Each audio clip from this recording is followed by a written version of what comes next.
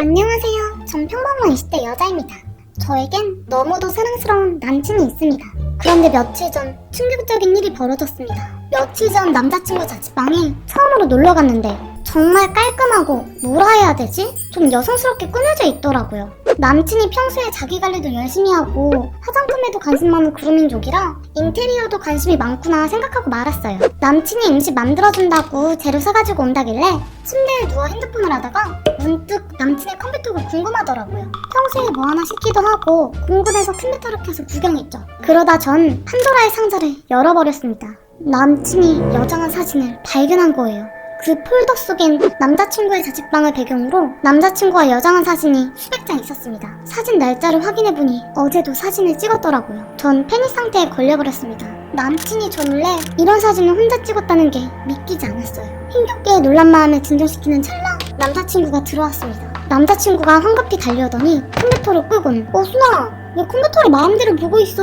하며 당황하더라고요. 나 봤어. 너 여장한 사진. 하니 남친이 아무런 대답 없이 고개를 떨궜어요. 그리곤 힘겹게 말을 하더라고요. 오순아, 사실은 남친의 해명 아닌 해명은 이랬습니다. 새내기 시절 대학교에서 간 MT에서 여장남자 콘테스트에 참가하게 됐고 처음으로 여장한 자신의 모습이 꽤나 마음에 들었다고 합니다. 그때부터 여장에 관심이 생겼대요. 그래서 그 뒤로 혼자 집에서 옷, 신발, 스타킹 등을 주문해서 여장하는 걸 취미삼아 즐겼대요. 자신이 다른 사람이 된 것 같아 즐거웠다고 합니다. 순간 과거의 남친 모습이 떠올랐습니다. 남친이 저보다 화장품 브랜드를 줄줄 깨고 있고 제가 옷 쇼핑을 할 때도 평범한 다른 남자가는 달리 여자 옷에 관심 있어 하며 열심히 구경하던 모습이요. 전 남친이 다른 남자보다 더 세심하기 때문에 그런 거라 생각했는데 날 좋아하긴 하는 거야? 하고 물어보니 남친은 안 좋아했으면 만나지도 않았을 거라면서 자기는 이성애자고 절 좋아하는 사실엔 변함이 없다고 합니다. 전 아직 남친이 좋습니다. 또 남친이 여장한 것이 잘못한 것도 아니죠. 하지만 앞으로 만날 때마다 여장한 그 모습이 계속 떠오를 것 같아 너무 힘들 것 같아요. 이런 남자친구 받아들여야 할까요? 전 어떻게 하는 게 좋을까요? 2달 전쯤에 학원에서 좋아하는 남자애가 생겼어요. 얼굴도 잘생기고 성격도 좋고 참 착하더라고요. 전 그 애한테 순식간에 콩깍지가 씌었어요. 수업 중에 걔가 모르고 전기가 푸적 나온 적이 있었는데 그것마저 귀여웠어요. 이 정도면 미쳤죠? 하여튼 진짜 좋아했어요. 제가 좀 적극적인 편이라 먼저 간식 같은 거 주고 말 걸면서 점점 친해졌죠. 네, 끝나고 뭐해? 놀러 갈래? 제가 호감 있는 거 눈치챘는지 얘도 점점 저한테 관심을 가지는 게 눈에 보였어요. 그러던 어느 날 걔하고 만나서 노는데 여자분들 그런 느낌 딱 오잖아요. 아, 얘 오늘 나한테 고백하겠다 그런 느낌이요. 집까지 굳이 바래다 주겠다면서 잠깐 공원에서 산책하고 가자는데 역시나 오순아, 나 네가 좋아. 나랑 사귈래? 응, 그래. 문제는 여기서부터 시작입니다. 저는 제가 좋다고 하던 남자가 저를 좋아한다고 고백을 하거나 표현하기 시작하면 그때부터 식습니다. 저도 왜 이런지 모르겠어요. 이상하겐 그 전에 보이지 않던 단점들이 보이고 그러고 보니 피부가 좀 별론 듯? 저도 모르게 걔를 막대하게 돼요. 좀 저리 가봐. 그래서 남친은 저에게 애정을 확인하려고 하고 저는 더더욱 걔를 밀어내게 돼요. 나중에 만나자 그러는데 그냥 1일 뻥치고 집에서 논 적도 있어요. 제가 생각해도 제가 나빠요. 근데 저도 제가 왜 이런지 모르겠어요. 그래서 남친은 더더욱 저를 집착하게 되고 저는 더 싫어지고 결국엔 만난 지 한 달도 안 돼서 헤어졌어요. 그 학원도 그만뒀고요. 제가 지금까지 3번 사귀었는데 다 이런 식으로 헤어졌어요. 그래서 친구들은 항상 저한테 뭐라 해요. 너 굴어다 소문 안 좋게 난다면서. 근데 어쩌나요? 그땐 정말 좋았고 지금은 진짜 싫은걸요. 억지로 사귈 수는 없는 거잖아요. 그래서 나는 사실 걔를 좋아하는 게 아니라 걔를 좋아하는 나를 좋아했던 게 아닐까 싶을 정도로 혼란스러워요. 날 좋아하면 싫어지는 병 이거 어떻게 고치죠? 전 왜 이런 걸까요? 친구와 해외여행을 가게 됐어요. 근데 일정 짜는 거부터 너무 어렵더라고요. 친구는 쇼핑, 시장 구경을 좋아하고 저는 그 나라 유적지 보는 걸 좋아해서 첫째 날에 빛나는 달에 가볼래? 그럼 구름다리를 왜 가? 노잼일 것 같은데? 다른 데 가자. 그래. 전 친구와 의견이 다 갈렸어요. 저는 사람들한테 맞춰주는 성격이라서 최대한 친구가 가자고 한 곳으로 여행 일정을 짰죠. 그리고 대망의 출국날 발건 2시간 전. 얘는 어디 있는 거야? 연결이 되지 않아 음성사 싸움으로 연결되며 삐 소리. 친구는 전화를 끝내 받지 않았습니다. 전 보딩 시간이 다 되어 비행기를 탔지만 진짜 미친 거 아니야? 미안. 야, 너 미쳤어? 너 지금 어디야? 너 지금 뭐? 너 어떻게 하려고 그래? 다음 시간 비행기로 예약해서 갈게. 지금 보니까 자리 있더라. 너 돌았어? 그게 말이야 방구야. 지금 비행기 뜬다고. 아니 내가 안 가는 것도 아니고 지금 나도 손해배가면서 비행기 단거 예약하겠다는데 너 말을 왜 그렇게 해? 개빡침. 정말 빡쳤지만 일단 다음 비행기 타고 온다 하니 참았어요. 아직 남은 여행 날이 많았기에. 제가 도착한 지 4시간 뒤 친구는 여행지에 도착했습니다. 그래도 이왕온 여행이니 허를 가라앉히고 친구와 남은 여행 일정을 보냈습니다. 여행 도중에도 정말 화가 나는 사람들이 있었지만 참고 여행을 무사히 마치고 돌아왔습니다. 그리고 몇 년 뒤 사람은 망각의 동물이라고 전 이 친구와 또 여행 약속을 잡았습니다. 네, 제가 미쳤죠. 이번에도 여행 일정을 짜면서 친구와 투닥거렸지만 별 문제없이 예약을 다 완료해놓고 여행만을 기다리는 상태였죠. 근데 친구가 갑자기 나 남친 생겼어. 아 진짜? 축하해. 혹시 통화 가능해? 아 오순아, 혹시 남친도 같이 여행 가도 돼? 갑자기? 우리 예약도 다 끝났잖아. 그렇긴 한데 남친도 다낭 가고 싶다 해서 남친과 항공권만 예약해서 같이 가면 되잖아. 그거 그렇긴 한데 그럼 숙소는? 숙소는 예약해둔 거 내가 남친이랑 쓰고 넌 따로 예약해. 이제 와서 예약을 또 하라고?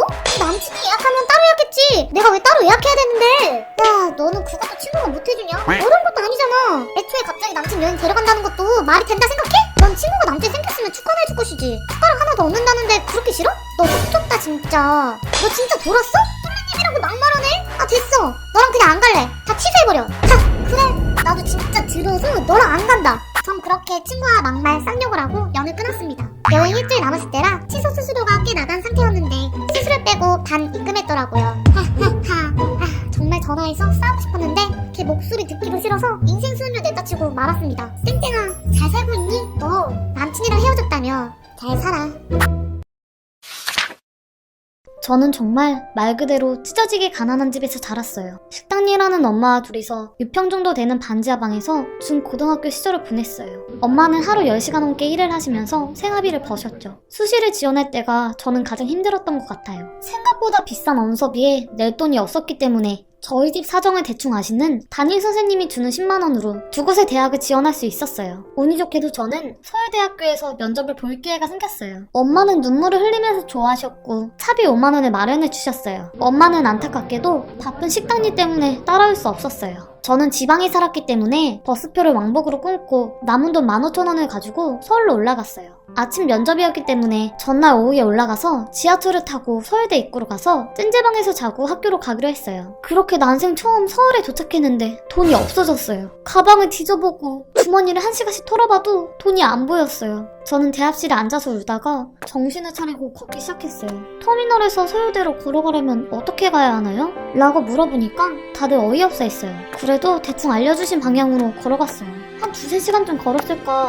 너무 춥고 배고프고 목마르고 힘들었어요. 저는 갑자기 너무 무섭고 서러운 마음에 너무 힘들어서 면접을 못 갈 것만 같았어요. 밤 11시가 넘은 시간에 어딘지도 모를 아파트 앞 벤치에서 서럽게 울고 있는데 경비 아저씨가 다가왔어요. 아저씨는 제게 무슨 일이 있냐고 물어주었고 아저씨는 놀라시면서 저를 숙직실로 데려다 주셨어요. 라면을 끓여주시면서 자기는 하루 정도 좀 못 자도 괜찮으니까 여기서 자고 내일 아침에 퇴근하시면서 저를 태워주겠다고 하셨어요. 다음날 아침 아저씨는 차에서 셔츠를 벗어주시면서 옷이 너무 촌스럽다고 이거를 입고 가라고 했고 저는 죄송해서 못 받는다고 하니까 전화번호를 적어주시면서 나중에 대학에 붙고 옷을 갖다 주러 오라고 터미널까지 갈 때 차비하라고 10,000원을 주셨어요. 저는 그 아저씨 덕에 면접을 볼 수 있었고 서울대에 합격했어요. 합격자 발표가 나고 제일 먼저 엄마 식당에 전화를 했고 그 다음엔 그 아저씨한테 전화를 드렸어요. 아저씨는 자기 일처럼 너무 행복해하시고 잘됐어 학생 축하해. 나중에 올라와서 밥 한 끼 먹자고 하셨어요.